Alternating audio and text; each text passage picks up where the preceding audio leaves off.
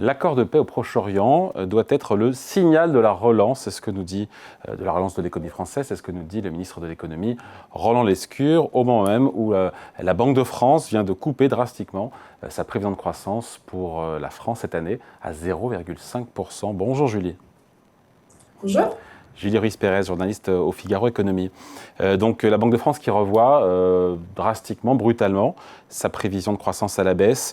On passe de 0,9 à 0,5%, c'est une baisse de 0,4 points. C'est brutal, c'est brutal. C'est brutal, mais c'est attendu, c'est significatif. Ça fait très mal, hein, je vais le dire comme ça, parce que c'est vrai, ça fait très mal effectivement au moral, et on sait que le moral en économie, c'est un facteur de trajectoire et de conjoncture hyper important. Mais c'est vrai que personne ne s'attendait à ce que la Banque de France maintienne ou augmente sa prévision de croissance. Mais c'est vrai que c'est une baisse qui est assez importante, et surtout qui nous en dit beaucoup sur les prochains mois, parce que en réalité, ça faisait quelque temps qu'on n'avait pas eu une prévision de croissance au début de l'année, une prévision de croissance gouvernementale, donc celles qui sont inscrites dans le budget, qui était à peu près en ligne avec celle des prévisionnistes. On était autour de 1%, que ce soit donc du côté du gouvernement, de la Banque de France, de l'INSEE. Alors, l'INSEE n'a pas encore de prévision annuelle, mais disons qu'en projetant les prévisions à 6 mois, on arrivait à peu près en ligne.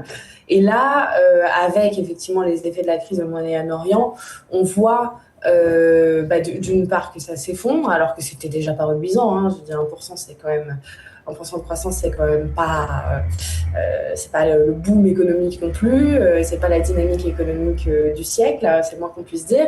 Là, on arrive vers des prévisions de croissance où la croissance est complètement atone, et on a vu avec la révision du premier trimestre de cette année que... C'est ça, juste Julie, c'est ça le sujet, c'est qu'en fait, le premier trimestre, en fait, la Banque de France acte aussi le fait que le premier trimestre, on a été en croissance négative et que le deuxième trimestre s'annonce pas bon non plus.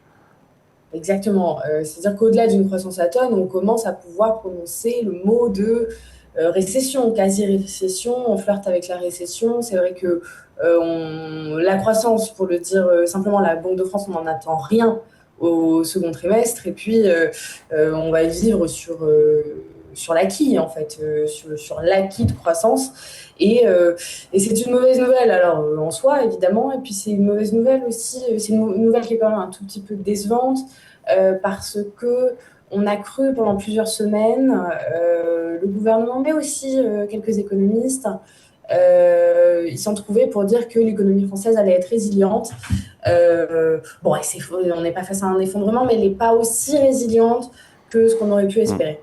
Est-ce qu'elle n'arrive pas un peu après la bataille, entre guillemets, cette prévision de la Banque de France, parce qu'elle sort sa prévision au lendemain de l'annonce du protocole d'accord qui sera signé vendredi en Suisse entre Américains et Iraniens. Depuis le pétrole, on est sous les $80, on était quasiment à $78 ce matin. Est-ce que finalement 0,5% de croissance, c'est pas un peu conservateur ? Est-ce qu'on ne peut pas faire mieux, parce que d'ailleurs, le ministre de l'économie parle de signal de la relance. Est-ce qu'il ne peut pas y avoir encore une fois un retour de la confiance, une confiance collective, les entreprises, les ménages, parce que le pétrole est en train de redescendre et parce qu'on a un peu plus de visibilité? Je l'espère de tout cœur. Je pense que je ne suis pas la seule, je pense que la Banque de France aussi l'espère. En réalité, on est déjà en juin, on est déjà mi-juin.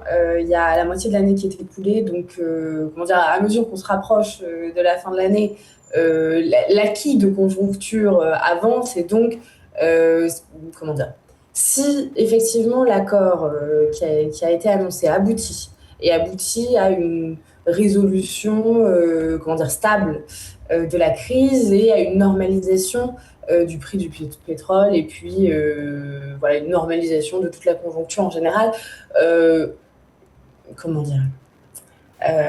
il est difficile d'imaginer que ça ne prendra pas un petit peu de temps, quelques semaines, voire probablement quelques mois. Les prix du pétrole vont mettre du temps à redescendre et à se normaliser, à retrouver leur niveau en crise. Il en ira de même pour les taux d'intérêt, il en ira de même pour l'investissement. Probablement d'ailleurs que l'investissement, ça mettra encore plus de temps, parce que pour retrouver la confiance, il faut que la stabilité s'installe. Donc ça prend encore plus de temps et encore une fois, on est déjà mi-juin. Donc on ne peut pas raisonnablement tabler sur un rebond de l'activité au second semestre. Elle nous dit quoi, la Banque de France?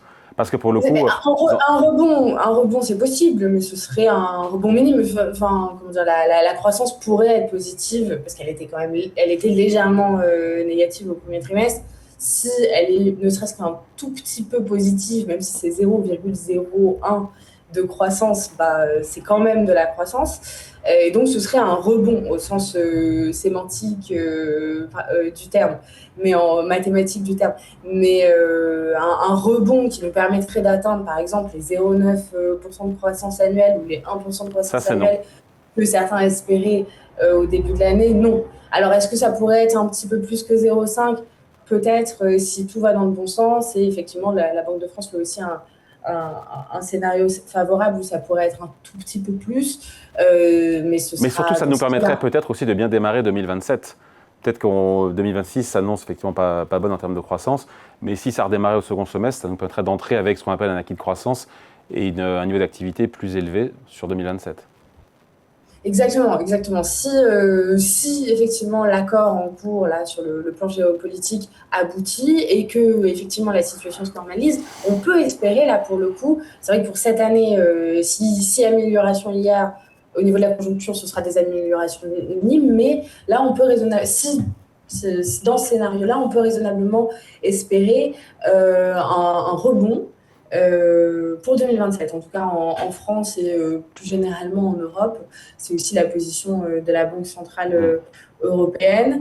La croissance sera portée, serait dans ce cas-là effectivement portée par un regain d'investissement, un regain de la dynamique, un regain de la consommation, puisque si les prix du pétrole rebaissent, ça donne du pouvoir d'achat aux ménages qui peuvent consommer davantage, et ça c'est un très gros moteur de croissance. Et puis ce serait une croissance qui pourrait aussi être drivée, un petit peu boostée par l'inflation, qui elle pour le coup elle nous parle de 2,5%. La Banque de France nous dit cette année, inflation en moyenne 2,5%.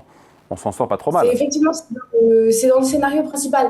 C'est beaucoup, 2,5. Moi, je m'intéresse particulièrement à la question des finances publiques. 2,5 d'inflation sur les finances publiques, c'est beaucoup de dépenses en plus. Et pour les ménages aussi, 2,5%. Et puis, c'est beaucoup plus, effectivement, que les prévisions qu'on avait au début de l'année. Oui, mais c'est moins que la moyenne européenne, c'est moins que les Américains. Voilà, quelque part, on est en dessous en matière d'inflation. Oui, là-dessus, c'est vrai. C'est vrai que la France a cette petite particularité depuis le début de la crise. Elle prend peut-être plus mal d'autres facteurs. Au niveau de la croissance, par exemple, on est en dessous des prévisions de la Banque centrale européenne. De la moyenne, quoi. Mais c'est vrai qu'au niveau de l'inflation, on le prend un tout petit peu mieux. Tant mieux. Après, l'inflation, ça permet aussi de la croissance. Donc voilà, c'est peut-être aussi la raison qui explique ce cycle-là pour la France. Ça, c'est des effets de conjoncture qu'il faut maîtriser. D'ailleurs, que la Banque centrale va s'employer à maîtriser, d'ailleurs. Julie, juste dernière question. Julie, dernière question. Si, pour le coup, la Banque de France ne se trompe pas et qu'on fait bien 0,5% de croissance cette année, qu'on a bien 2,5% d'inflation sur l'année, qu'est-ce que ça change à l'équation budgétaire pour le gouvernement? Parce que ça change des choses, de mon point de vue. Énormément de choses, effectivement. Le scénario central de la Banque de France, c'est un atterrissage budgétaire à 5,2% du PIB de déficit public. Je vous rappelle qu'on est à 5,1 pour l'année dernière, 5,1 sur toute l'année dernière. Donc ce serait encore une augmentation du déficit. Alors ça, politiquement, sur la scène notamment européenne, pour le gouvernement, ce serait un coup dur. C'est très difficile d'aller expliquer à Bruxelles qu'on fait des efforts, qu'on est sérieux budgétairement parlant quand le déficit continue à augmenter. Surtout, il y a de la marge pour le réduire, vu qu'on est au-delà des 5. Je rappelle que la barre européenne, c'est 3%. On le dit souvent, mais on en est très, très, très loin. Et donc, pour établir son budget 2027, ça mettrait énormément de pression supplémentaire.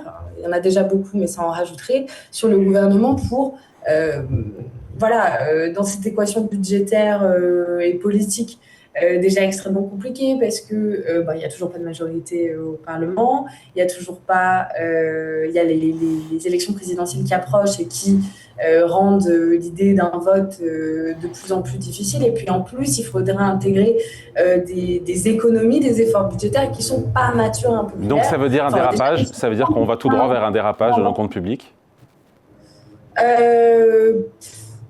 C'est possible, oui. Enfin, effectivement, la Commission européenne, par exemple, table sur, pour 2027, un atterrissage à 5,7% de déficit. Donc une explosion, hein, hors crise, c'est complètement du jamais vu. Bercy, les services de Bercy eux-mêmes ont fait un calcul en disant que sans effort d'économie, on pourrait même dépasser les 6% en 2027. Donc effectivement, la situation des finances publiques est d'autant plus préoccupante que la conjoncture se dégrade et qu'on ne voit pas les moteurs de croissance repartir. Allez, merci beaucoup. Explication signée Julie Ruiz-Pérez, journaliste au Figaro Économie. Merci Julie, bonne journée. Bonne journée.